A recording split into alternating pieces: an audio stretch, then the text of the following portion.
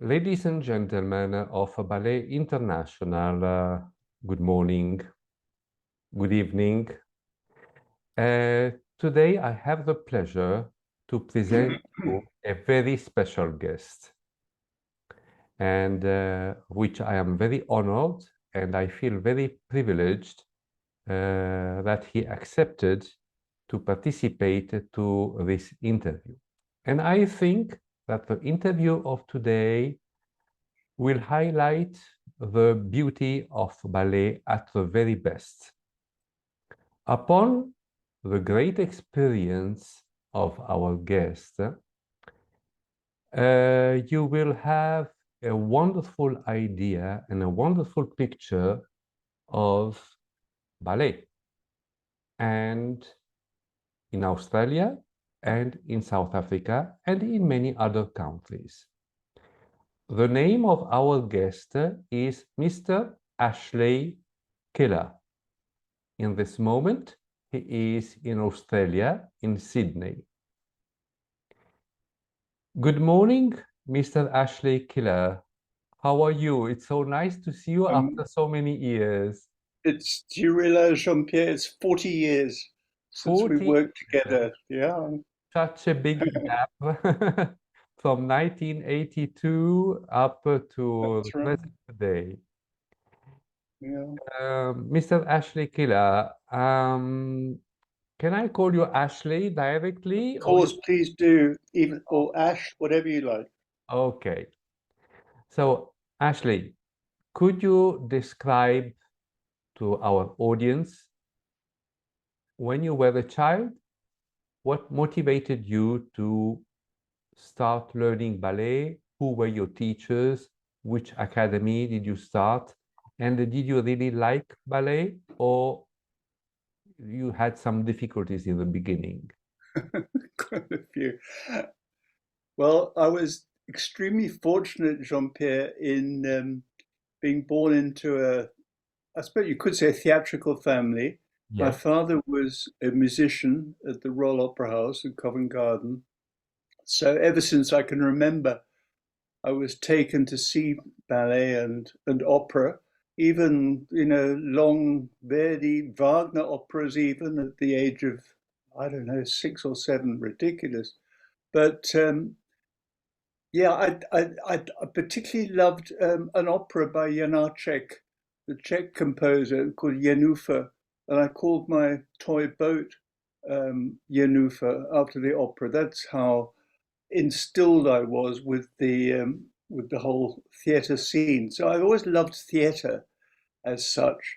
Ballet, or I started at some ridiculous age and gave up, I think, at 5 because I wanted to be a sailor, um, which I suppose prefigured my life because I've always been moving on around the world.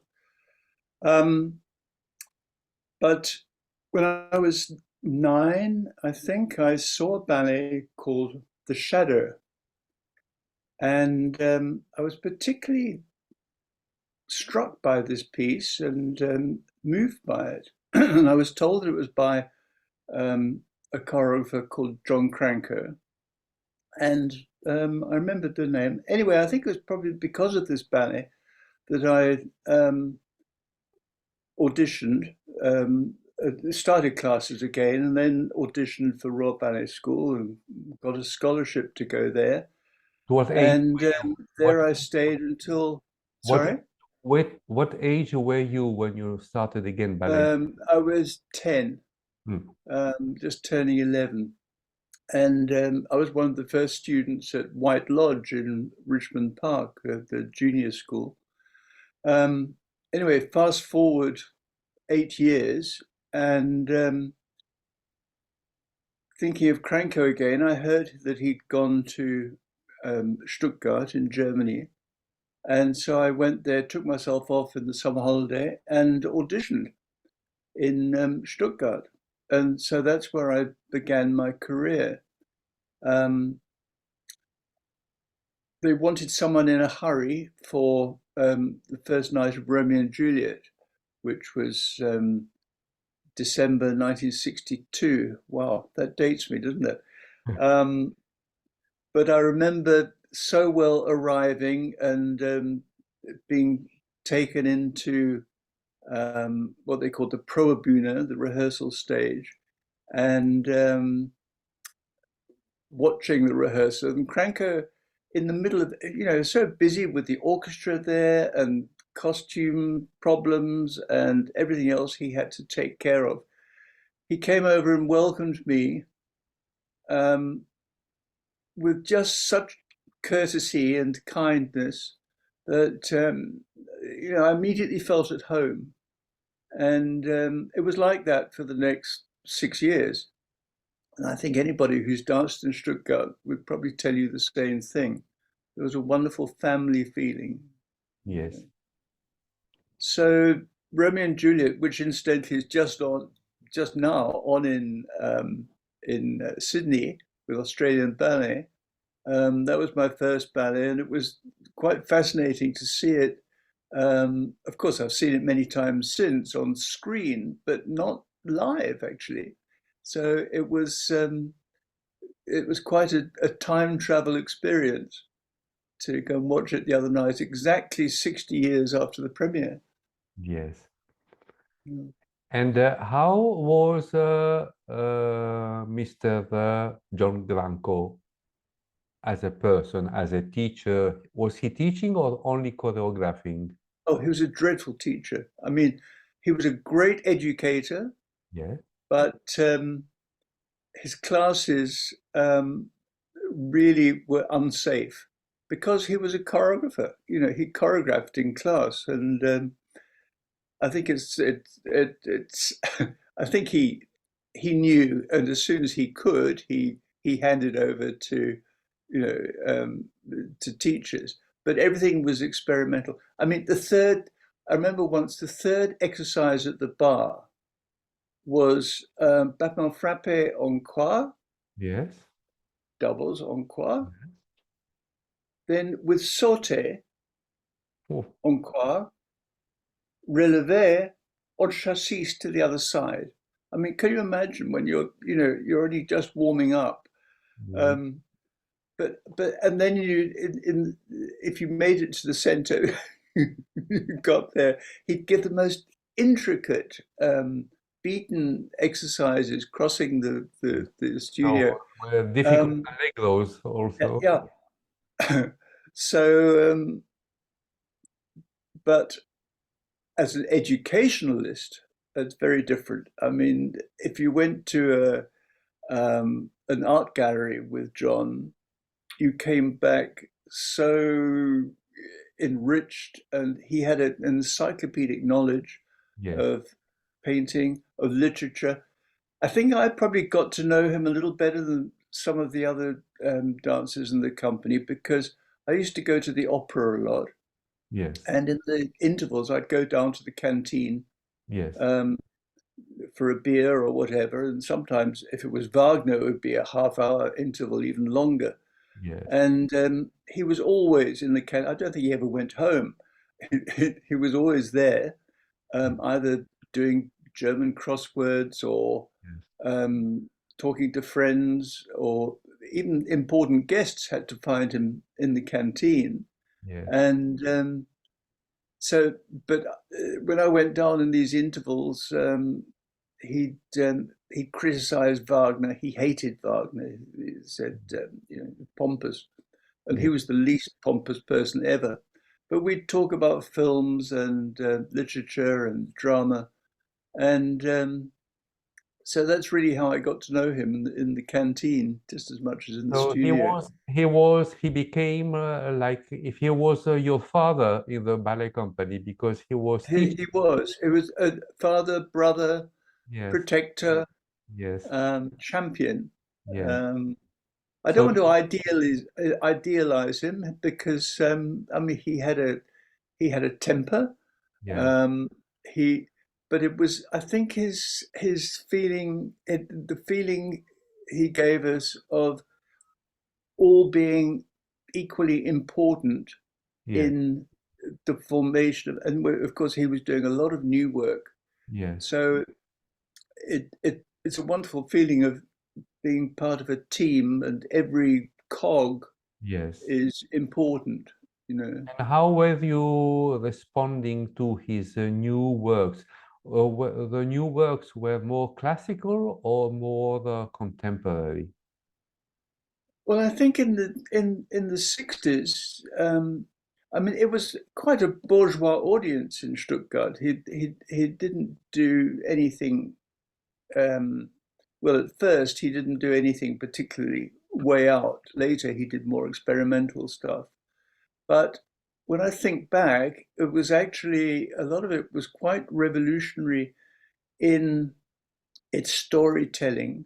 Yes. I mean, he told stories like no one else. And when you think of a piece like Onegin, Yes. um, and his Romeo and Juliet, actually, I mean, Ashton had already done his, and of course there was the Bolshoi version, Yes. but he really set a benchmark with his Romeo and Juliet, Yes. which was um, copied in many ways, or certainly ideas were taken from it in the hundreds of productions that we've seen since. And all of this teaching that you have received from John Granco has been very useful later for your career as a choreographer. As a choreographer, and in fact, um, it was really the reason I left Stuttgart after 6 years. I mean, apart from an unhappy love affair, it was also because I felt that um, I couldn't actually escape his influence. I was getting more and more interested in choreography, Yes. and if you can, I'm sure you can understand that when one looks up to somebody with such reverence, it's very difficult to work. I mean, he was always extremely encouraging Yes. with young choreographers, and people like Yuri Kilian Yes. and John Neumar um, grew up under his mentorship. Yes. Um, so, yeah, he was extremely influential, not only in my, but a lot of people's lives. Yes. And I think I learned most about directing ballet companies. As you know, I went on to direct Royal New Zealand Ballet and NAPAC Ballet in South Africa. And I was very fortunate in both cases, really. They were not huge companies, about the same size as Stuttgart, actually, Mm. which started off with 35 dancers. So it was a manageable size, and one was breaking new ground Mm. um, rather than having to fit into a pre-established mold. You Yes. know. So I was able to choreograph especially for the company, which is always an advantage, you know, Yes. for the choreographer. So how was your response? You started after Germany, you started in New Zealand? No, after Germany, I went to Scottish Ballet. Uh-huh. Actually, then it was called Western Theatre Ballet. It was based in Bristol, but it was the Arts Council.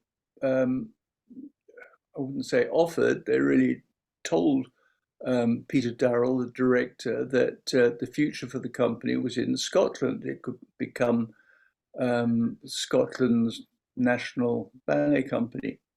So some people, some of the dancers said no, they didn't want to go and live in Glasgow, but um, I was one of those who said yes. So really, I was one of the founder members, and we moved up to Glasgow.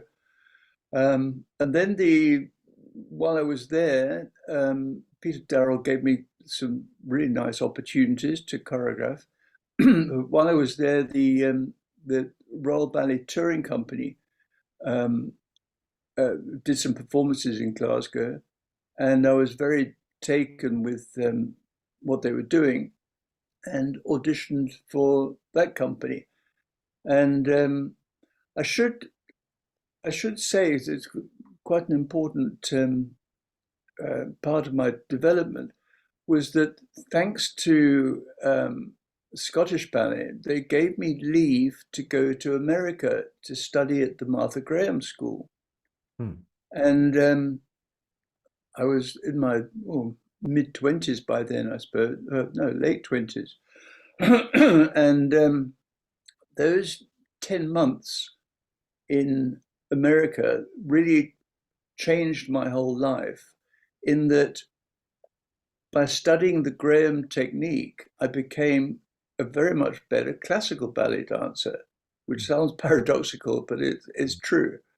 It was I had wonderful teachers, people like Mary Hinkson, um, who made me very aware of what each muscle was doing. And of course, I was doing classical classes as well. And I think that's what enabled me to successfully audition for the Royal Ballet.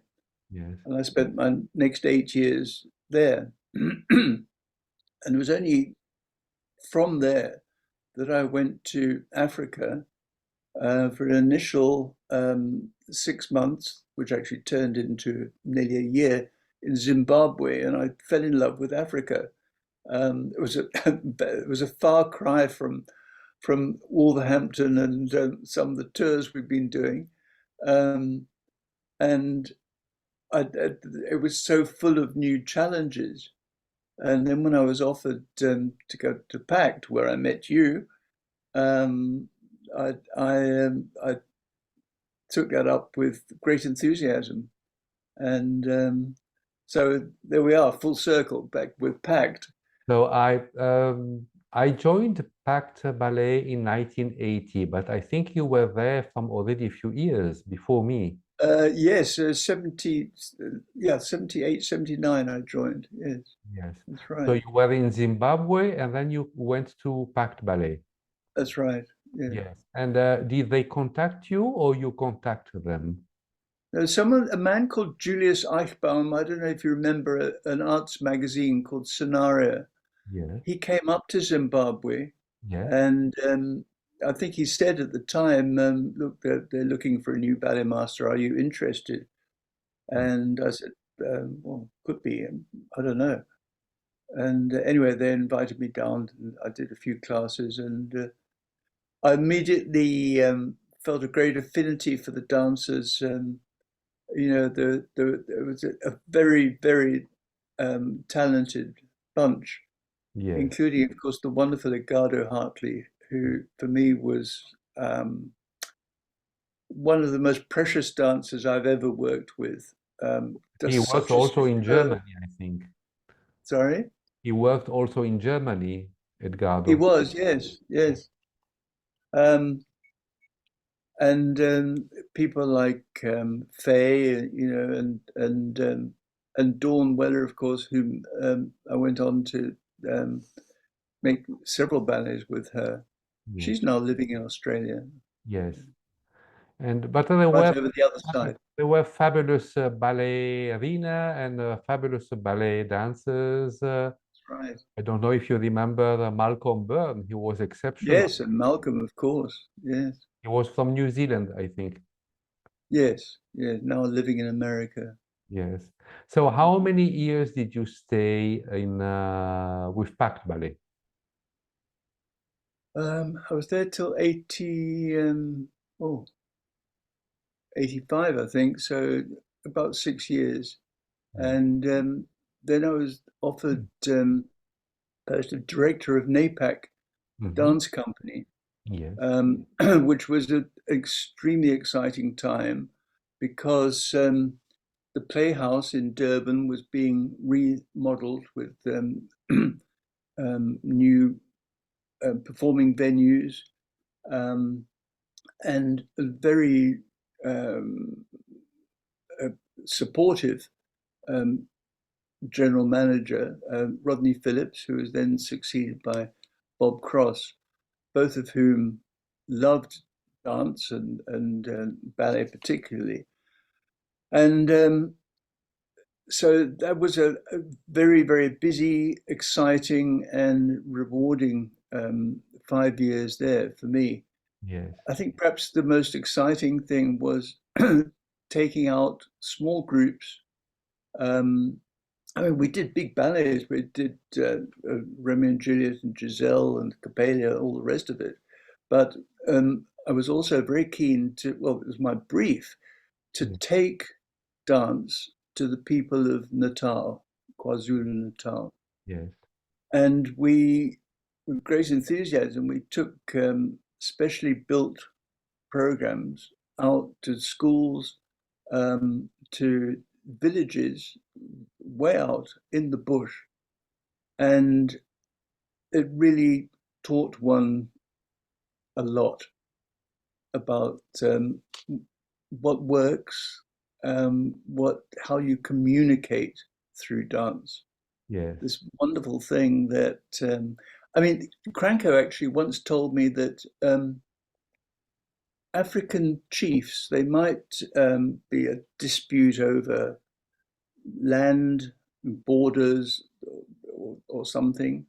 You know, those crops should be grown over there, not over here, da da da da. So they would come together to meet with their various tribes, would come with them.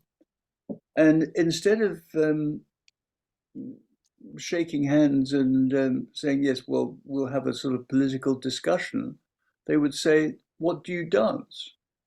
And they would show one another their local dances. And that to me, you know, is so significant because you can't lie when you're dancing. You No. know, the way politicians can tell stories Mm. or say one thing and mean another. I agree. I agree. I wish that Russia and Ukraine would do the same with like Uh, in Africa. Absolutely, yeah, It's yeah, only with dance that you achieve peace, and you cannot lie with dance. that's right, that's right. So they were wonderful years, but South Africa, we had a young, my wife Jane and I had a young son, um, So this is and it was becoming a little frightening, South Africa, yeah. for obvious reasons. You have met And you have met your wife in Natal or in no, Johannesburg? in Johannesburg, Ah, she was writing a book about um, Cape Ballet, to which she belonged in Cape Town. And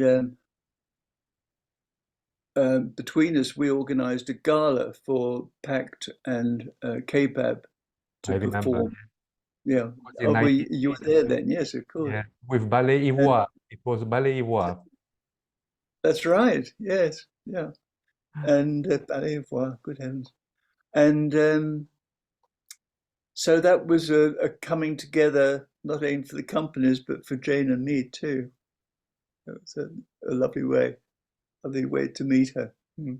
And And have sorry. you been working in K-pop?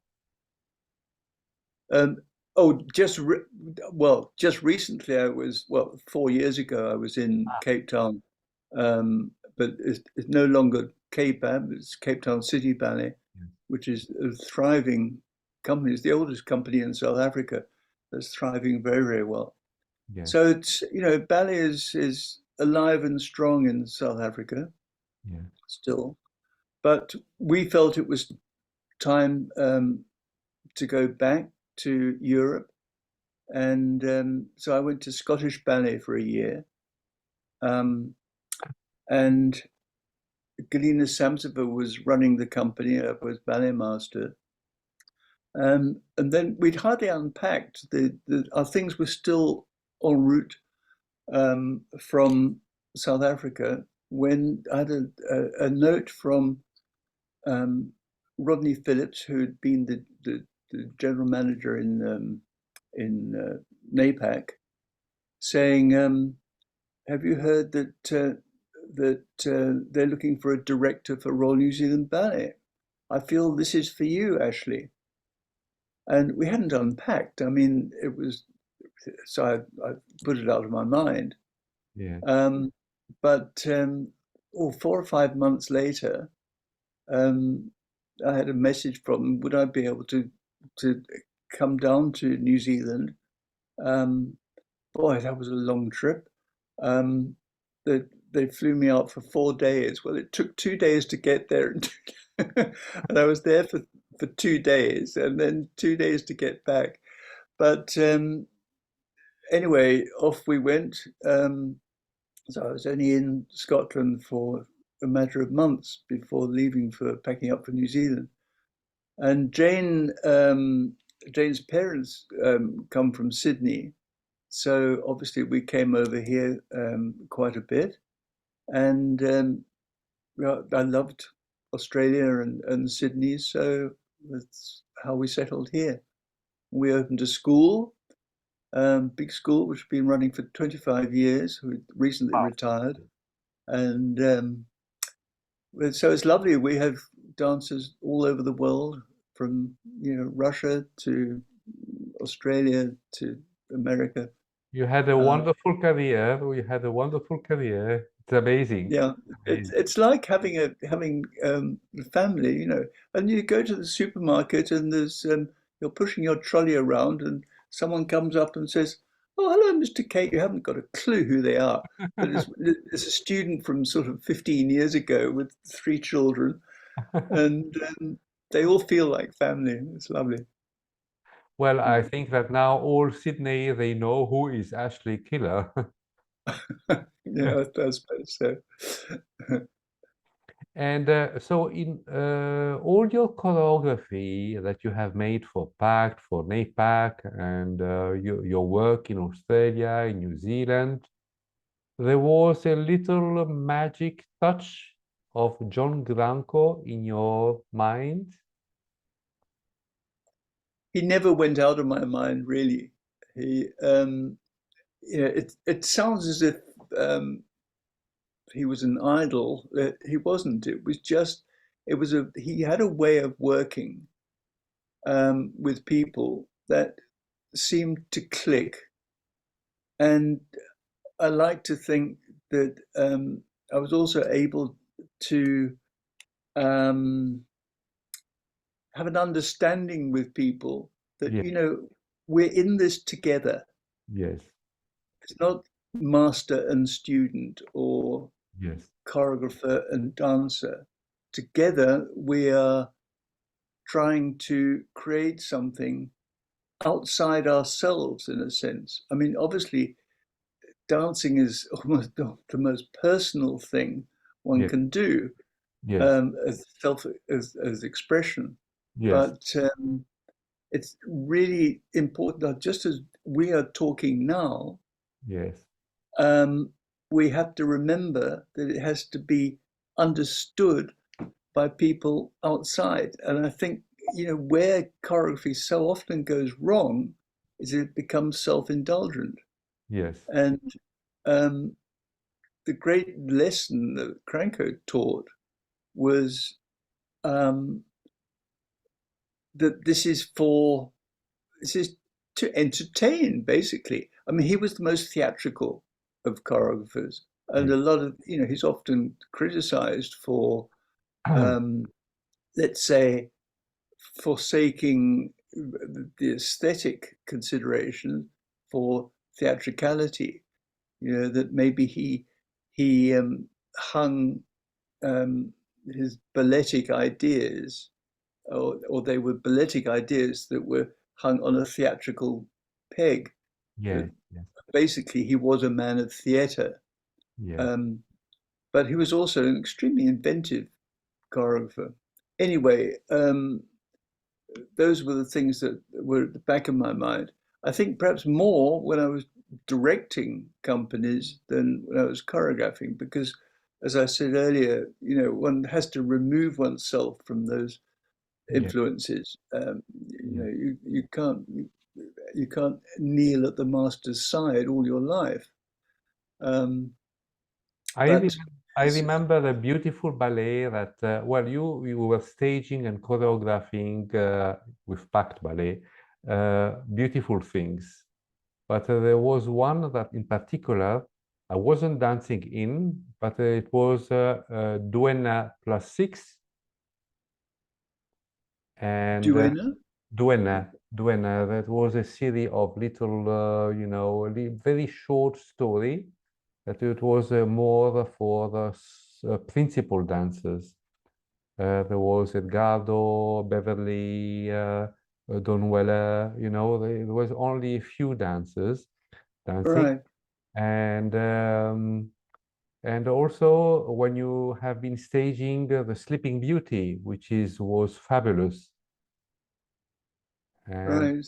I Yeah. remember that was my first big ballet and I had tremendous difficulties remembering, because I was new, I was very young. And one day you came and you told me, Jean-Pierre, you're going to do on the third act, you're going to be the second cover of the cat, the pas de deux. Uh-huh. But I wasn't able to remember all this, and I had no rehearsals.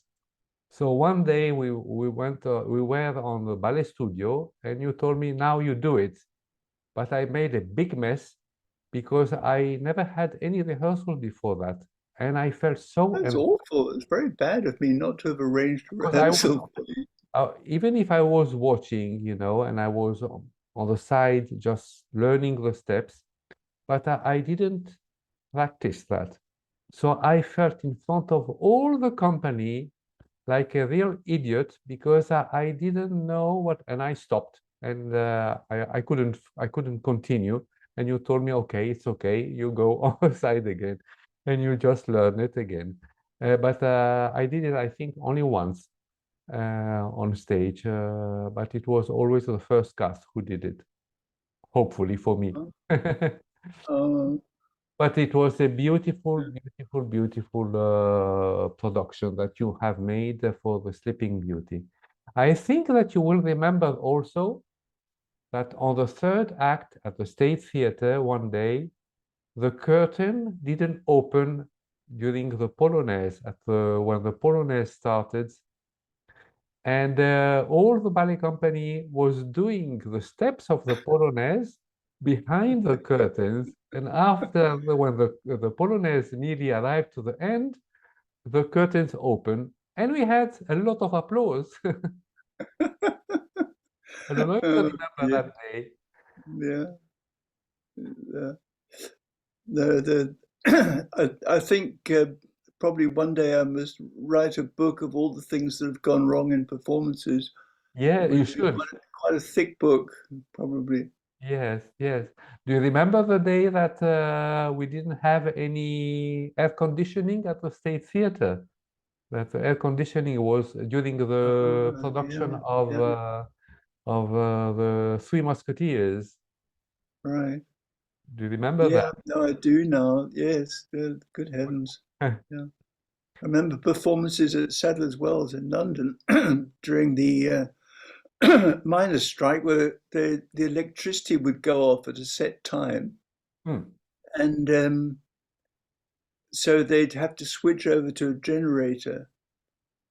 So from full stage light, suddenly everything would stop, including the orchestra, and then this artificial light generator Yes, would flash on, yes. and of course by that time on stage we were in absolute disarray, and the audience were falling in the aisles with laughter because it must have been such a weird effect. But anyway, these things happen, Yeah, yes, it which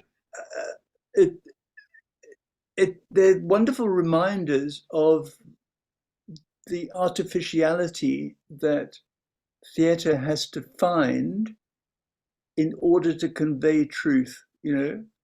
Truth comes through artificiality. yes. It's true. Yes, Very true. it's an invented truth. I mean, what's truth? But it's the artists of this world that come closest to it. You know, I've always thought that. And you, as a dancer, when you were dancing, which were the roles that you have been dancing?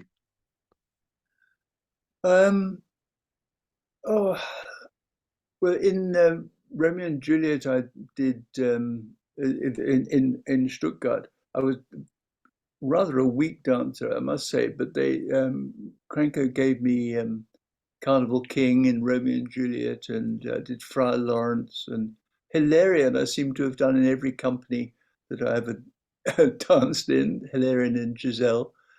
I don't know why, but in various productions. And then I started with Sadler's Wells Royal Ballet. I did a lot of character roles, like the Red King in Checkmate and Dr. Coppelius, roles like that, which I enjoyed very much. So I was never the classical prince. Oh, I did Krenko's Beauty and the Beast quite a lot in Scottish ballet, where you spend most of the time with the mask, you know, and only at the very end the mask comes off. Yes. You hide it somewhere, and you're supposed to be a beautiful prince, but of course your makeup's running and you're sweaty and horrible. But it was a nice role to dance. Yes. And so, did you pass on all these roles that you have been dancing also to the young, very young dancers in every company? Um, no, but I like to think I was able to pass on some some of the tricks of the trade as far as character roles. And I was always very keen to see that the so-called corps de ballet, but um, for example, the people um, in the first act of Giselle, so often they look like, you know, waxwork standing around. Yes. And it's so important that they contribute to the total picture. Yes. Um, they either look like waxworks or they look like crazy automated going overreacting all over the place, you know. Yes. So I think it has to be so carefully manipulated. I mean, if you look at a painting by Constable, say, or Hogarth or whoever, you know, the placement of each of those figures in itself is important, not just the facial thing they're doing. Yes. It's how they um, How they relate to move one also. another. And Yes. this was Krenko's great gift. You know, there's very little old-fashioned mime in the Krenko ballet, but everywhere you look, it tells a story. Yes. Um, and I still think there needs to be more of that. The English are generally pretty good at that. Um, but the Americans and Australians perhaps less so. Yes. And I think it's something that, particularly in this age of film, where people's visual reactions are so quick, you know, everybody's brought up on film these days. Yes. Um, that ballet has a lot to compete with. If you're doing a big story ballet, Mm-mm. you're really competing with film. Yes. Um, and so there's a lot of detail that needs to be absolutely perfect. Yes. Uh, mm, Ashley, if I may ask, do you think that in our days, in our modern days, the technology as TV, computer, that everything is set on computer and could be beneficial to the new ballet production? In order, I just give you an example. For instance, if you are teaching a ballet variation or a ballet scene to a ballet company, And we used to have old TV to see the old video to learn the steps. But now they have, you know, bigger, wider screen. They use computer, and also to register on video, everything is based on computer. So do you think that this new technology is improving the performing art? Um, that's a big question, Jean-Pierre. The answer is like, I think the answer is like most tools, it can be very valuable, but have to be in the right hands. They have to be used by craftsmen. Excuse me. No? Why? In the case of video, I always think it should be filmed from behind, Mhm. because after all, when one's learning in the studio, very often if you're a second cast or a cover or whatever, you're learning the back view. And that way you're not learning expression, Yes, you're learning the simple mechanics. yes, And because that's always a danger, I think, with copying expression is a mistake. That's got to be found in the artists themselves yes, I agree. through the so that the technique has to be mastered Yes, over however simple it is or however complicated it is, has to be mastered, and then you make it your own in an ideal world. Now, the video isn't going to help with that. Not watching it as a whole. I agree. Very good to give you the overall idea of what the ballet as a whole should look like, but it mustn't be used as Yes, a reference tool for that particular yes, role.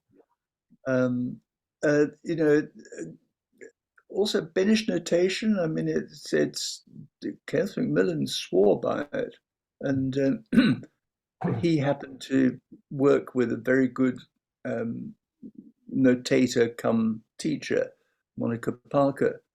I think again, it depends. You know, it's a tool that has to be in the right hands. exactly. Yes, Um, but you know, there's certainly a future in film for dance, um, as we've seen during lockdown. You know, I think the filming of dance has improved out of all proportion.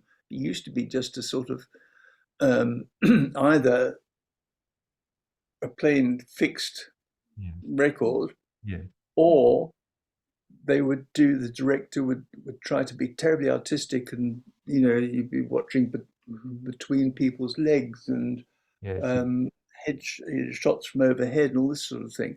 yes, yes, Forget all that. But now they really, I think they're filming extremely well. Going back to Cranko, I think he would have gone into film. I mean, a ballet he was planning when he died it was in huge tanks of water, and he wanted to have a hidden breathing apparatus and all this sort of thing. yes, He had extremely adventurous ideas, yes, rather like, and I think what Pina Bausch was doing during her all too short career yes, was the foundations um, were being laid in a way by John. In these last few years, he was really going into total theatre. Um, he did a piece called Spüren. Sorry, I keep going back to Cranko, but there you are. He this piece called Spüren, which translates as traces, was about a woman remembering some horrific experiences in wartime, presumably in the Second World War, and people from concentration camps come and to haunt her, Um, and this was something that had never been done in ballet before, and a lot of people hated it, partly because he wasn't afraid of being ugly, you know. Mm. I mean, when I was researching the book, um, I came across his scrapbook in the Victoria and Albert Museum in London, and there were pictures of cathedrals, cut out from magazines and pasted, a couple of pages, and then there were 4 or 5 pages of gargoyles, these ugly Yeah, things from the sides. yes, He yes, was he was fascinated by the grotesque as well as the beautiful. And I think that he was never afraid of ugly movements. yes. We were And discussing Svetlana Beryosova once, Kranko and I was singing her praise, and he said, "Yes, but the trouble with Svetlana is that she would never do an ugly movement." I've often thought about that. and so when you heard that John Glanco passed away, what was your reaction? um, I asked, "Was it suicide?" A lot of people thought that it was. Mm, Um, now I don't think so. He had been through a terrible depression mm, in 2 years before he died, and he'd probably reached suicidal thoughts. But certainly in 1973, they were on their way back from Philadelphia. He'd been offered a kind of Cranko year by an impresario in Philadelphia. Um, he was bringing back new decorations for his house. He was looking forward. The company had been offered a season at Covent Garden. He knew about that. He um, he had a lot of plans. So it was just a shocking, ghastly accident, you mm, know. yes. Well, it was very sad when I think he passed away because many people, many artists, and I think including you, um, were on tears when he passed because he left behind him a wonderful Oh, memory about, yeah, well, wonderful memories, but a huge void. Yeah, he yeah, it's too awful to think about. So 45, he was yeah. 45. He was very young. Yeah, and I mean, he had achieved so much. This is one of the reasons I wanted to write the book, because when I visited Germany, I found that so few people knew anything really about what he'd done in England and South Africa before. Yes. And in England, people had heard that he was doing, you know, good work, but they had very little idea of the quality of that work. You know, it was years until Onegin, for instance, was done in London. Yes. And what inspired you to write a book on John Granco? Well, I think it was partly that reason. You know, the two camps, if you like, in London and Stuttgart, because there was a reunion there in 2011, which I went to, and so I was again struck by that fact that people in Germany knew so little about London and what he'd done in London, and vice versa. And so I resolved that. Then the following year, Richard Cragen, who I'd been very friendly with, and he died. And I thought, time is running out. Mm. This story has to be told. Yes. And there had already been a book by John Percival about Cranko, a very good one, but it was written in 1983, I think, And Percival didn't really have access to some of the private letters. There were a lot of people close to John didn't really want to talk very much. So it was a bit of a hagiography, you know. It was like the biography of a saint. I wanted to make my story as honest as possible. Yeah. I mean, he was not a saint, and he did some very bad ballets, quite frankly. But I think it's really important to show why I thought some of his lesser known ballets should be seen, and why some of the ballets that are still done perhaps should have been gracefully retired. So, of course, it's all personal opinion. I mean, history is all historiography. It's all stories in the view of the writer. But so I thought, well, I'll do this book, allowing perhaps 2 or 3 years. Well, it actually took me 11 years because, of course, I was still teaching and working and choreographing in the for the next 5, 6 years, and then I had some illness which set me off for a year or two. So really, it was 5 years of concentrated work, and there was a lot of research involved. As you know, he grew up in South Africa, so I felt I had to go there. In Germany, I visited Stuttgart 3 times. He did a piece in Israel, which I wanted to investigate, so I had to go to Tel Aviv, and to London 3 times. I had started by thinking I would do a PhD, and some based on Cranko's the genesis of his works. The flying backwards and forwards to England just got too expensive and too tiring. Yeah. So 23 hours each way was a bit much.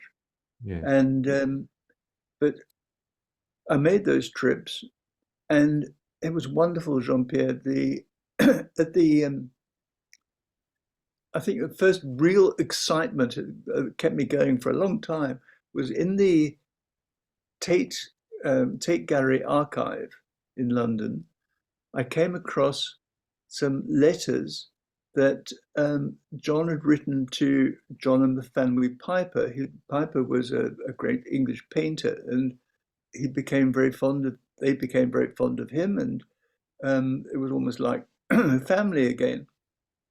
And these letters are very revealing. So, of course, they're in the book. That was a wonderful find. I was the first person to see those letters since 1950 something. Wow. And I just felt, well, I should be wearing my white gloves. This is ridiculous, the real thing. That was very exciting. Also, the Victoria and Albert collection of the theatre archive there, there was just a treasure trove of things which I was trying to fly through because time was limited. Obviously, I had to get back to Australia. And then on my 3rd visit, which really just had to be my last, they said, you do realize we're closing at the end of this week? I said, yeah. Well, what is it? Is it a public holiday or what? They said, no, we're moving to the other end of London. We'll be closed for 2 years. So it was panic stations. I knew I had a matter of hours to find what I wanted. So I was I arrived as the doors opened, and then they had to kick me out as the doors closed. So Um, you had to uh, study up to create all this. yeah, it was, I wouldn't say my most thorough research during those days. It was just panic stations. But then in Israel, for instance,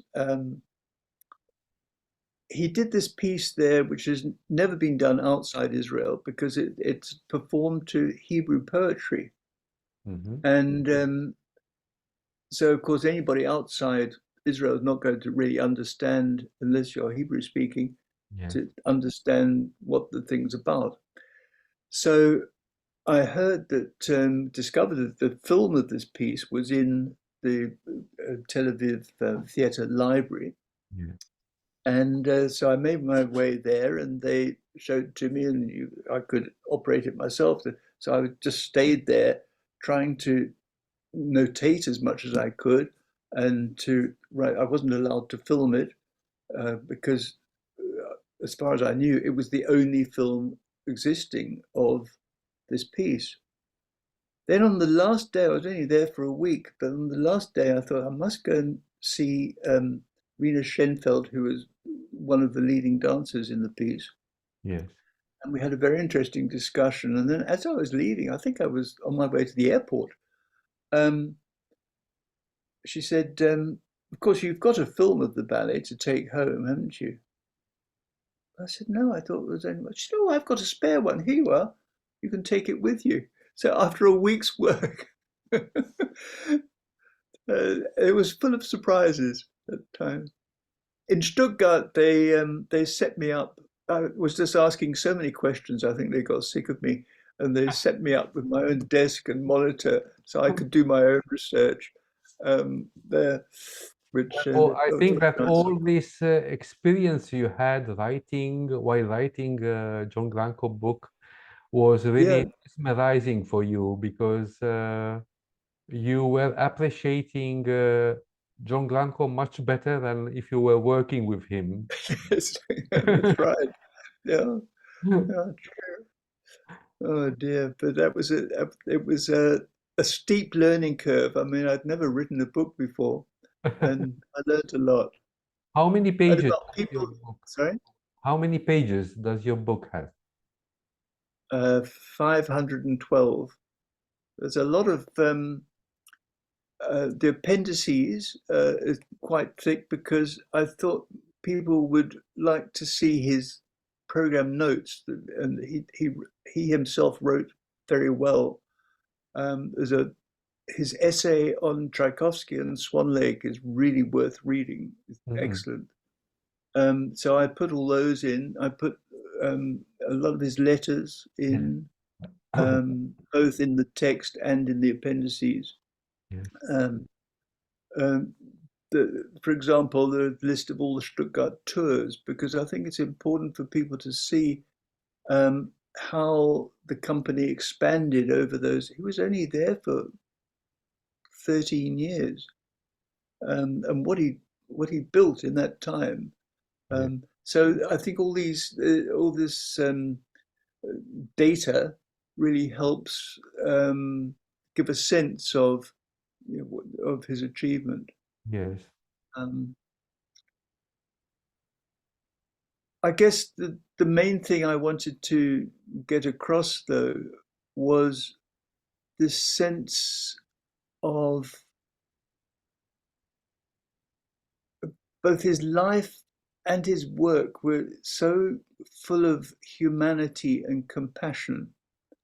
Um, all his ballets, you could say it about anybody, the ballets are about relationships, Yeah. but he was he was very interested in masks and in identity and in the real self being revealed. Hmm.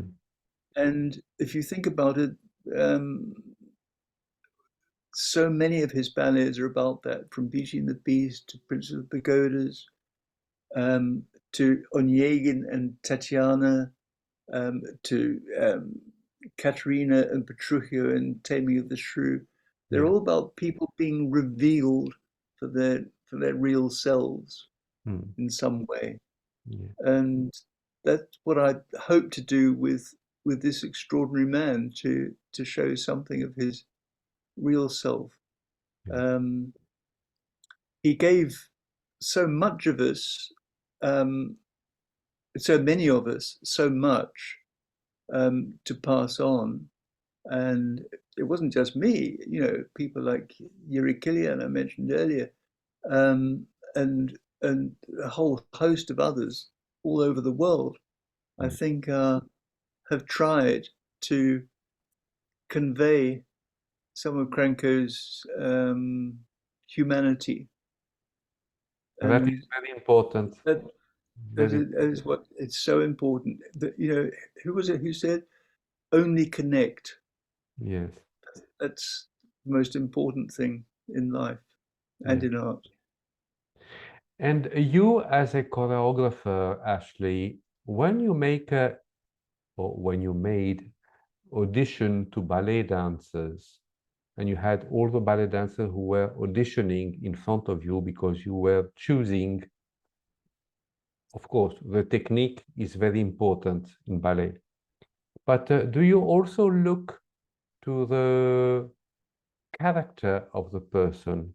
What is behind, what is hidden behind the soul, you know, that could be a good way to express on stage? Because each dancer has a different character, has a different way to talk, has a different way to feel things. Do you also analyze this, or you only analyze the technique? Most interesting thing for me in auditions was always how they come in and take their place at the bar and look at one another, and how they deal with their drink bottle or their, you know, you read so much into those moments. I mean, they've got to be able to dance. You see, you know, you see from the first plie Yeah, whether they going to be capable of yeah, of, of being a member of a dance company. yeah. Um, but far more important than that is attitude. Um, you know, one wants humility, but one doesn't want the person to kowtow. You Yeah, know, we all know people who say, "Oh yes, of course, oh yeah," and agree with everything, and you don't want that. But yeah, nor do you want someone who's so shy and withdrawn. I don't know why Cranko took me, because I was so green and so shy and withdrawn.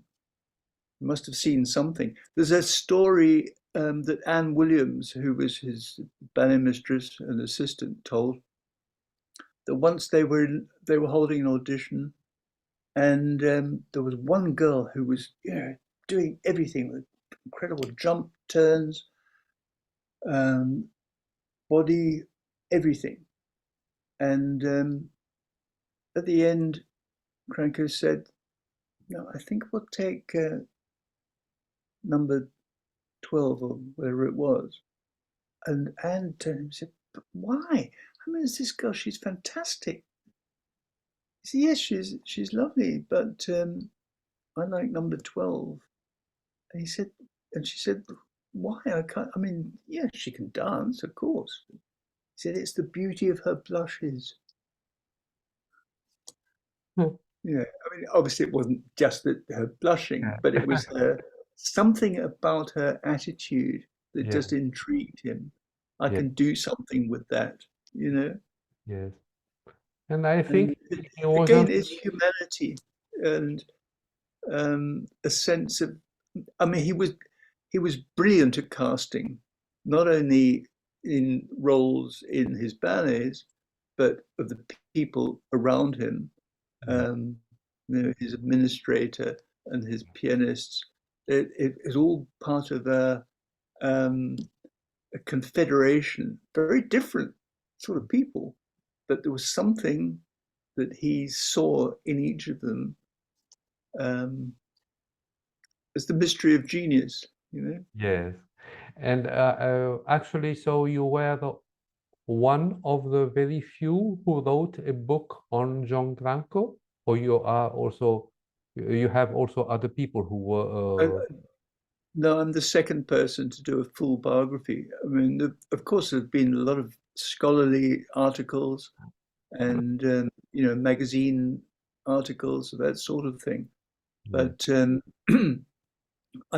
I did meet John Percival, who was a critic for the London Times, yeah, dance critic. Just before he died, he was already bedridden, and he gave me some of his papers, yeah, very, very interesting, useful stuff. yeah, And then his wife Judith, she lodged a lot of the papers in the Victoria and Albert Museum, which is why I was there. But she died very shortly after him, unfortunately. yeah, Um, so, I mean, it's certainly a very useful book and extremely well researched. yeah, But what I'm saying is that I think in mine it's probably, well, it's certainly thicker and longer, um, but it probably gives a more rounded mhm, overall yes, view. And there's certainly a lot more photographs. There are yeah, over 100 photographs. yes. So you have included also a lot of photographs about John Granco and his work in the in. Yes, there are a lot. Probably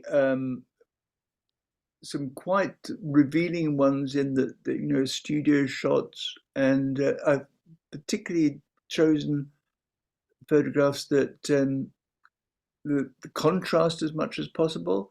Yeah. It's not a book of ballet photographs, put it that way. Very few tutus in it. Um, but for example, there's one of him talking with Galina Ulanova, you Hmm. know, and there are pictures of him as a small child, which um, it's just amazing when people know that you're writing a book. Um, they're so generous. Things suddenly appear in the post. Yeah. Um, you think, oh, that was just what I was looking for. Wonderful. Um, it's quite an adventure. I mean, you go for weeks and you think, am I never going to finish this thing? And then suddenly there's a bountiful day where it all happens. It's Yes. like life, really. Every time there is something new to add on the book, some new. Yes, yeah, yeah, absolutely. And Ashley, uh, now I'm passing on into a difficult matter, a difficult, nasty question, but I'm sure that you will give a wonderful reply. You know that, the whole world is living upon a very difficult situation about the war between Russia and Ukraine. Unfortunately, here in Europe, but I don't know if in Australia is happening the same thing. The shock waves about what is happening in Russia and Ukraine are that some ballet companies and also some government have decided to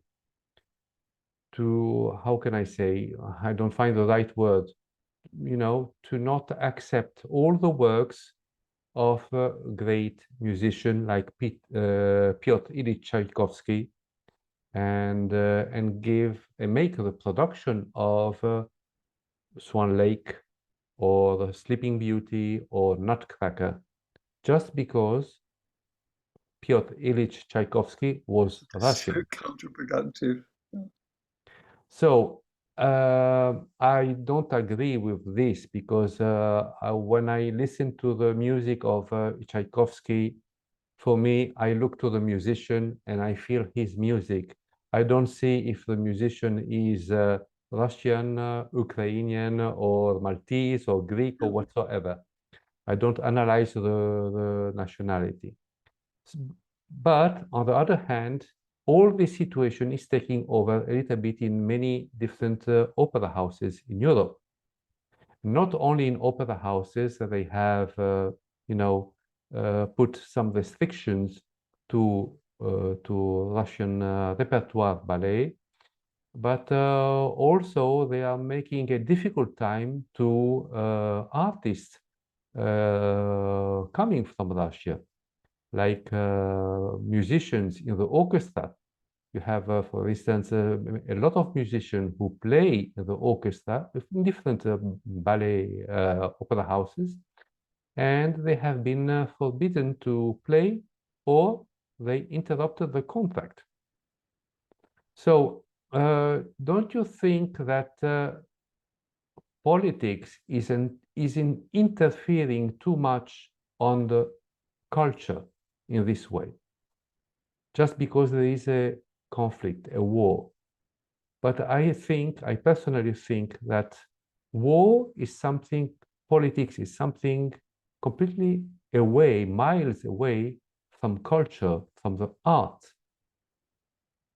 What do you think, you as a choreographer, if in case you were in this moment choreographing the Sleeping Beauty in German, and the artistic director would tell you, Ashley, you after working 3 weeks, 4 weeks with the ballet company, we are not going to give the Sleeping Beauty because there have been some restriction because Tchaikovsky is Russian, we cannot do the performance. So what would be your reaction? I would tell them they were mad. Every bone in my body feels that the arts are there to unite people beyond any politics. As we were discussing earlier, African chiefs meeting and saying, instead of sitting down and having a political conversation, they ask one another, what do you dance? Because you can't lie when you're dancing. In the same way that music doesn't lie, that the arts they are our salvation. One can't say it enough. Yes, And one has got to fight yes, for the arts, not for land or for domination. yes, But and it's terrifying. You get these tyrants like Putin doing awful things, yes, just madness. But you can't fight madness with more madness. no, no, There's got to be the honor of what I mean. This is in a way what I meant about art having to be outside yourself. It's beyond politics. It's beyond diplomacy. It's beyond any of that. It's either it's the truth can be found only in art, in artifice. Of course, truth is a manufactured thing, and everybody has their own truths, but it's the it's honest. I mean, can you imagine anything more honest than Tchaikovsky's music? You can't. The Russian soul. This is it. It's almost as if Putin has taken the Russian soul and turned it inside out and played with it like a ball. It's, but I'm a you, great admirer of Russian art, of yeah. every sort. Russian, I mean, one shouldn't be nationalistic about it, but what that country has produced as artists, as dancers, as singers, and particularly as composers, is phenomenal. Well, you have also Prokofiev, Stravinsky, Oh, wonderful musicians, yeah, yeah, composers, I mean, composers. cool, cool. No, I the I don't know what we do really. I mean, I think your organization is why I really take my hat off to everything Dance International does to try to unite people through dance, whether it's folk dance, you know, whether it's ritual dance. It doesn't have to be in the theatre. Religious dance. It's all, what matters is whether it's from the self and whether it is an expression of humanity. I agree.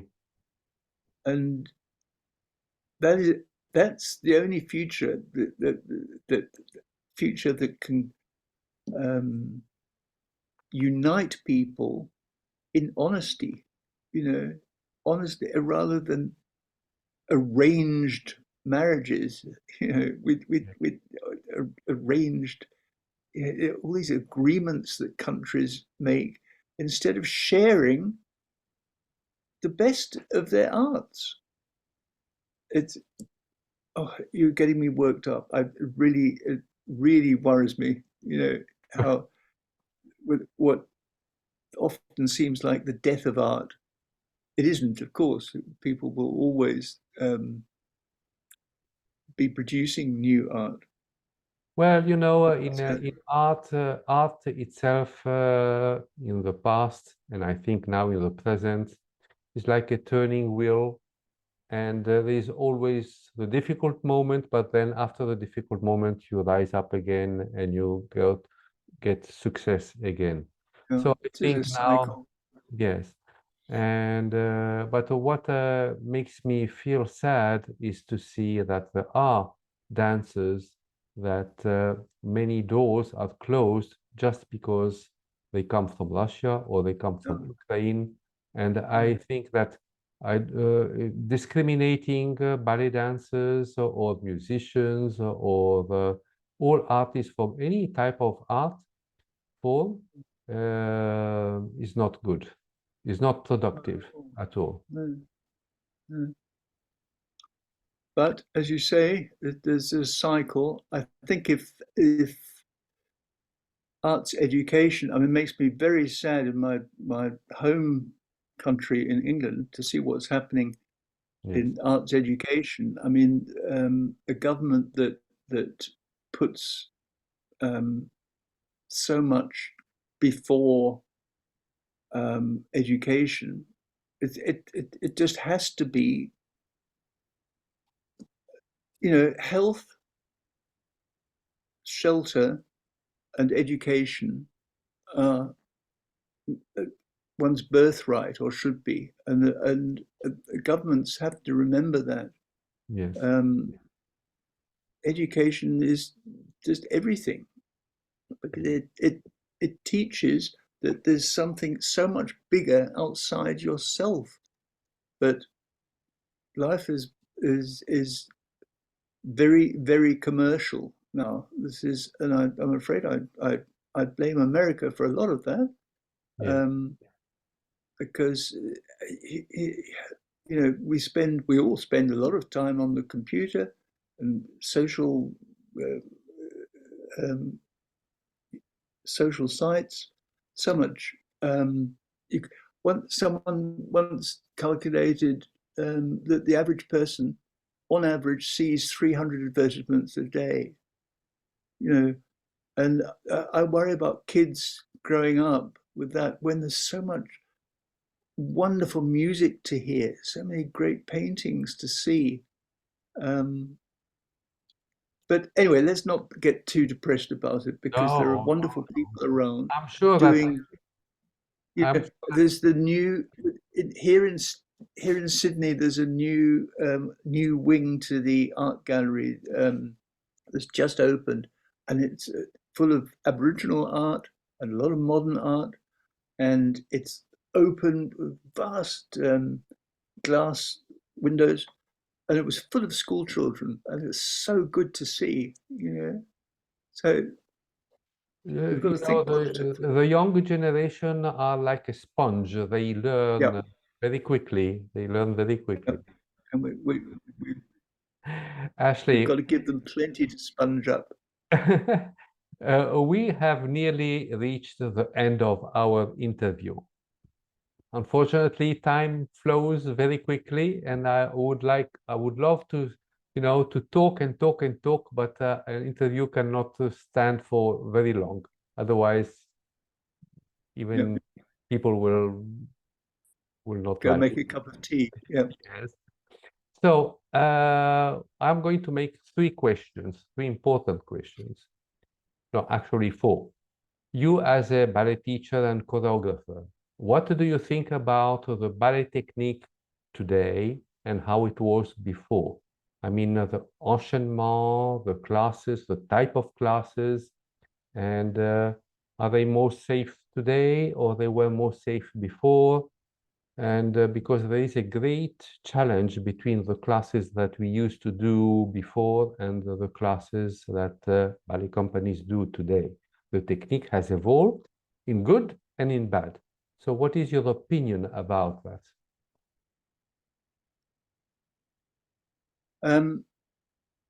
It's wonderful to see how understanding, far improved understanding of anatomy, how that has helped dancers and prevented so much injury.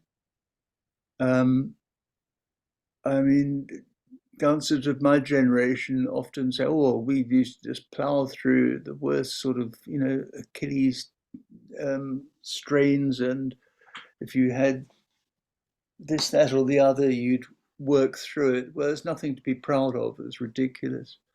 And a lot of careers had to end prematurely because there wasn't enough prevention, let alone cure. Yes. So it's wonderful to see that, and the ability of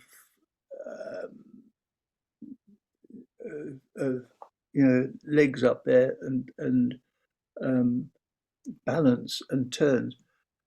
But as I was saying earlier, the tool has to be used wisely. And when I think back, I'm having to think very carefully how I say this because I don't want to give the wrong impression. But if you look at, for example, the Ballet Russe de Monte Carlo, there's a very good film of them in the and there's speed and dynamic. I think it's dynamic that's missing so much today. The sense of how Anne Williams used to say to us in class, "This is the bounce of a tennis ball. This sort of jump. That's you're just being a ping pong ball. We want a beach ball, And boom, not a boom. medicine ball that does that." Yes. And I'd like to see it. It's really, I mean, some people call it musicality. I would call it dynamism. Obviously there are exceptions to the rule. I can think of several dancers who have wonderful sense of dynamics. Yes. But it's the way you use a jump. Osipova, Natalia Osipova, I mean, her Giselle, of course, Giselle is all jumping. It's a jumping ballet. But boy, does she use that jump. It's just wonderful to see. But in the end, it all comes down to the individual, whether they have used the tools they have got wisely. And I think, you can't put a kind of measure on each decade of how many dancers have done that.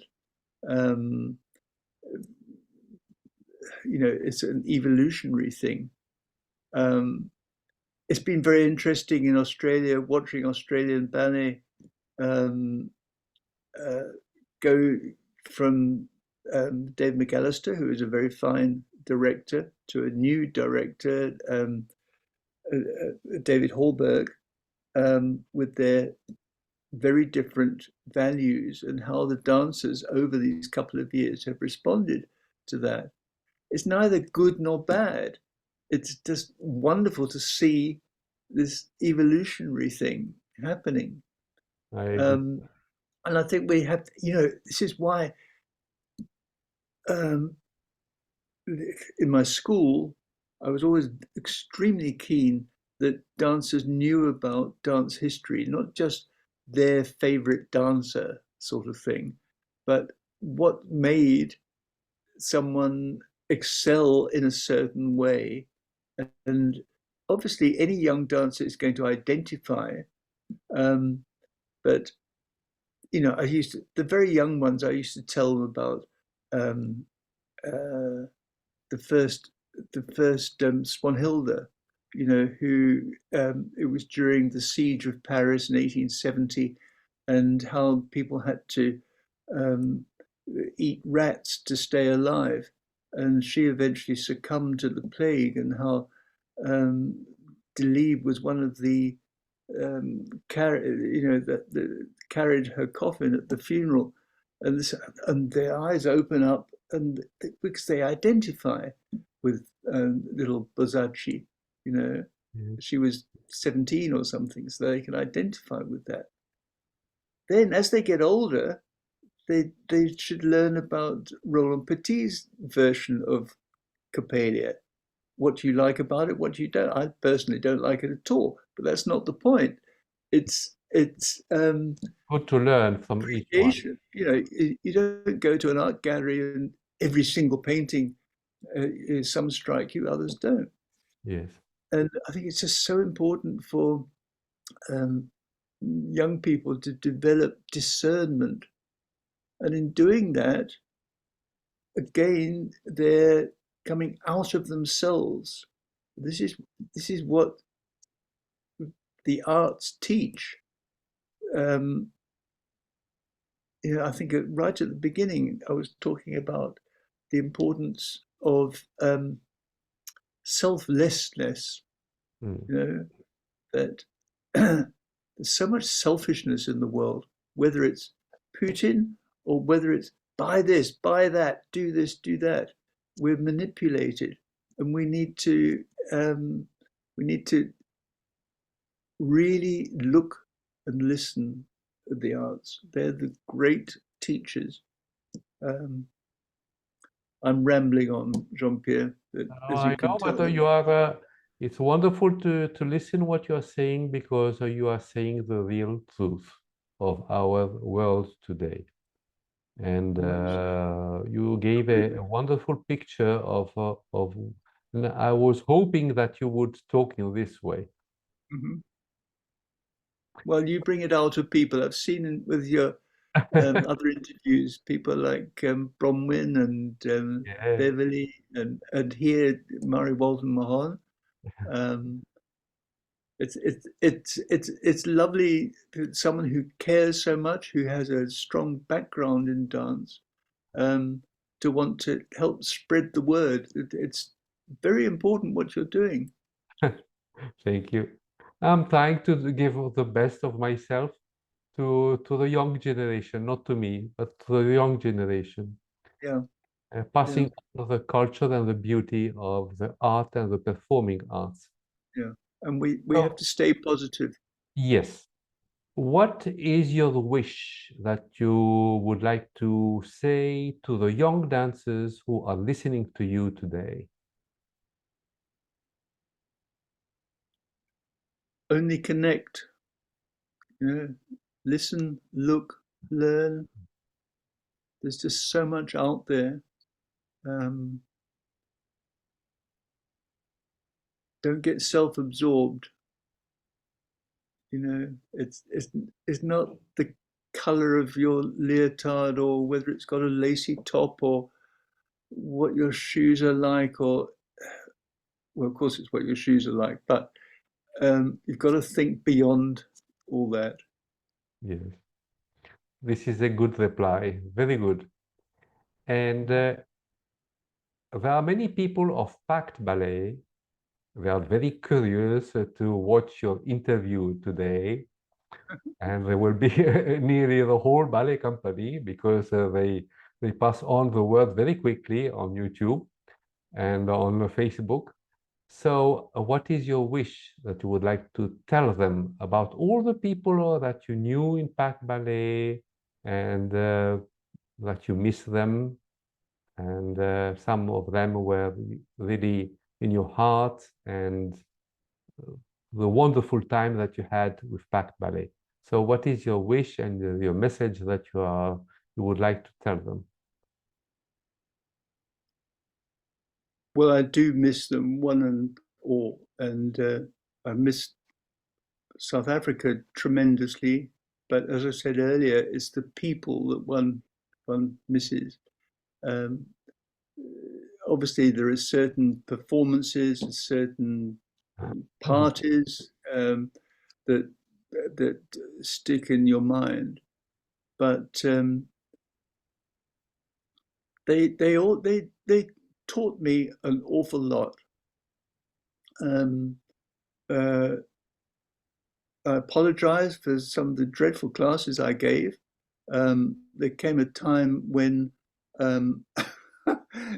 you're so busy trying to think of so many things that you can't prepare a class as well as you would like. So thanks for putting up with that.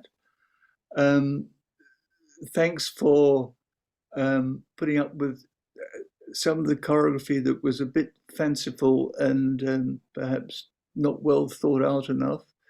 But I loved you're a great bunch, and I hope we'll meet again before too long.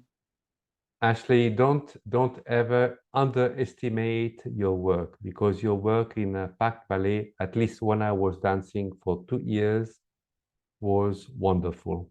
It's very sweet of you to say so. You were a very good ballet teacher and you were an excellent choreographer. And I always kept a wonderful memory. And when I started teaching afterwards, I was always talking about you to my students and all around the world. And Oh, I was describing you as now you are describing John Granco because you left in my heart a very strong imprint of the beauty of ballet. oh, that's very touching. Thank you. Ashley, the last question, what is your wish that you would like to say to the audience, to the people who are members of Ballet International, and also to the people who are not members but who are watching YouTube? How do they have to behave to the performing arts in order to preserve the performing arts at the full and at the best?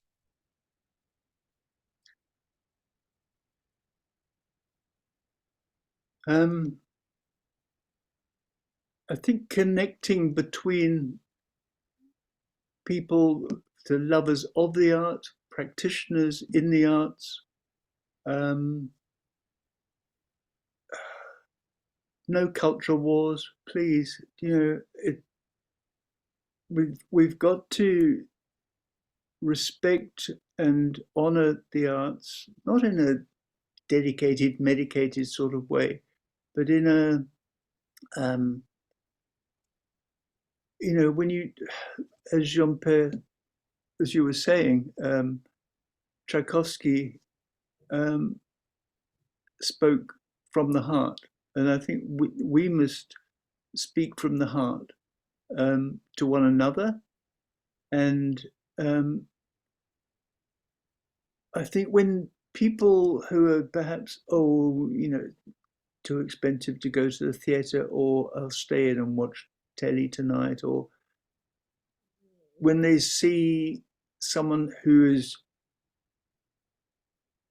rapt, and in love with the theatre, it presents an example to them, and we need to, those of us who love the arts so much, must set that example to others.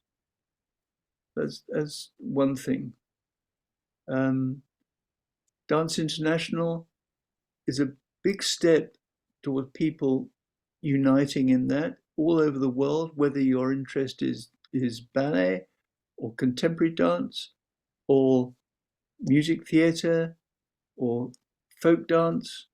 It doesn't matter. Join up and talk to one another and share, share examples. I think that's the main thing I'd like to say. It's beautiful what you have said. Have you received my calendar by I email? have. Congratulations in so many languages. That's what I like. I looked up So January if in you like it, Hungarian, I think.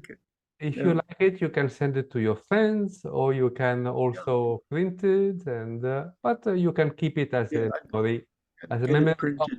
of an ex-ballet dancer of Pact Ballet. Yeah.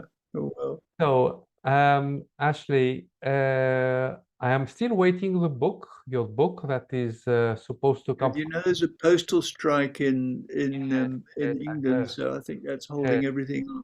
But I'm gearing to, I'm very curious to read the book, and I'm sure it will take me a couple of months, but it's going to be the most beautiful gift for the new year, because I'm sure that the book will arrive for the new year time. I hope so. So I also encourage the people of Ballet International and the people who are watching this wonderful interview to get in touch with Mr. Ashley Killar and ask how they can acquire the book of John Granco. Ashley, do you give me the authorization, the permission to upload your interview on YouTube and on Ballet International group page? Yes, of course. That's no problem. If you think people would be interested, Oh, they will, a lot. I hope so. There's a lot of interest. So thank you again, Ashley Killar. Thank you. I really thank you with all my heart. You stay online after the interview. And so, ladies and gentlemen, I wish to thank you for watching this great artist, his say, and his great experience. And I wish to thank you for watching this interview of today. There will be many others interview for the year 2024. So thank you again for watching. Bye bye.